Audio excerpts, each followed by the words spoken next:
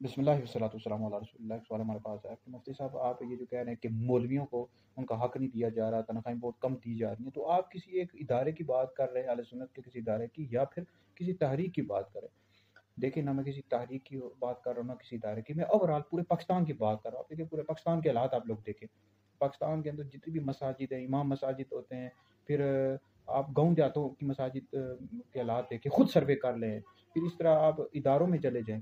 میں اللہ کے شکر کئی اداروں میں پڑھا ہوں، بیرا شریف میں شروع، پھر دیگر اور اہل سنت کی جامعات میں پڑھتا رہا ہوں۔ اب اس میں جو مدرسین ہوتے ہیں، مفتیان کرام ہوتے ہیں، دیگر جو دینی طبقہ ہوتا ہے، ان کے کیا حالات ہوتے ہیں؟ 10-15 ہزار 20 ہزار روپیہ دے رہے ہوتے ہیں۔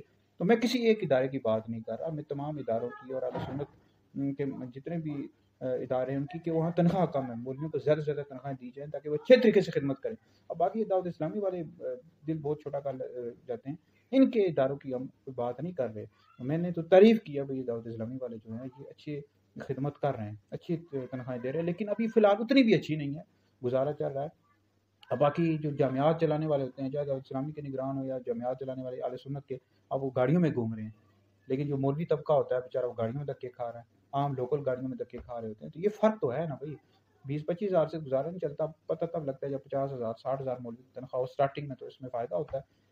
اور لہٰذا یہ جو جامعات چلانے والے ہیں، خدا کے بندو خدا کا خوف کرو، نہ خوف خدا، نہ شرم نبی، یہ بھی نہیں وہ بھی نہیں، نہ تمہیں خدا کا خوف ہے نہ نبی کا شرم ہے، کہ جو مولوی طبقہ ہے، دینی طبقہ ہے، ان کے ساتھ تم لوگ کس طرح کا سلوک کر رہے ہو، 20-25 ہزار میں ٹرکا رہے ہو، ان کو اچھی سے اچھی تنخواہیں دو بھائی، اس میں میرا کوئی ذاتی فائدہ تو نہیں ہے۔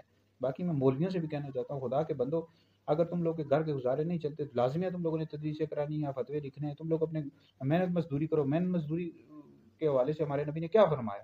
کوئی عالم دین بن کے لازمی ہے کہ آپ نے تدریس کرنی ہے، فتوے لکھنے، اگر آپ لوگ کے گھر گزارے نہیں چل رہے۔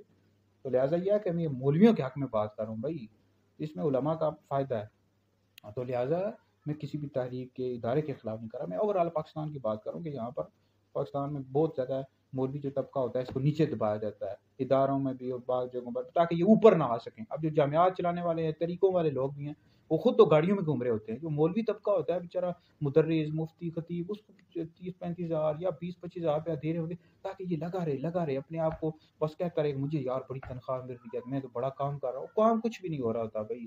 اگر مولویوں نے اس طرح کام کیا ہوتا، اگر ان کو اچھی تنخواہیں مل رہی ہوتی، تو آج ہم علماء پارلیمنٹ میں اور کہاں کہاں پہنچے ہوتے اور کیا کیا کر رہے ہوتے۔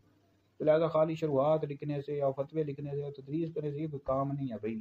کام اس وقت ہوگا کہ جب علماء کو اچھی تنخواہیں دی جائیں گی، اچھے طریقے سے زندگی گزاریں گے، اچھے طریقے سے خدمت کریں گے۔ لہٰذا جامعات چلانے والے خدا کے بندو، خدا کا خوف کرو، حضور علیہ الصلوۃ والسلام کے وارث ہیں علماء، ان کا خیال کیا کرو، ان کو اچھی تنخواہیں دو، 50 اور 60 ہزار دو، تو تبھی تو پتہ لگے گا نا۔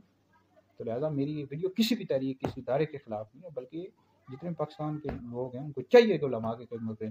جو میں پھر ریکویسٹ کرتا ہوں، یہ جو ہماری حکومت ہے، ریاست ہے بھائی، یہ ادارے نہیں دے سکتے اتنی تنخواہیں، آپ لوگ خود، جو ہماری حکومت ہے، یہ مولویوں کو، مدرسین، حفاظ کو، قاری حضرات کو، مفتیان کرام کو خود تنخواہیں دیں، تاکہ اچھے طریقے سے دین کی خدمت کر سکے۔ اللہ تعالیٰ کی توفیق اور رحمت عطا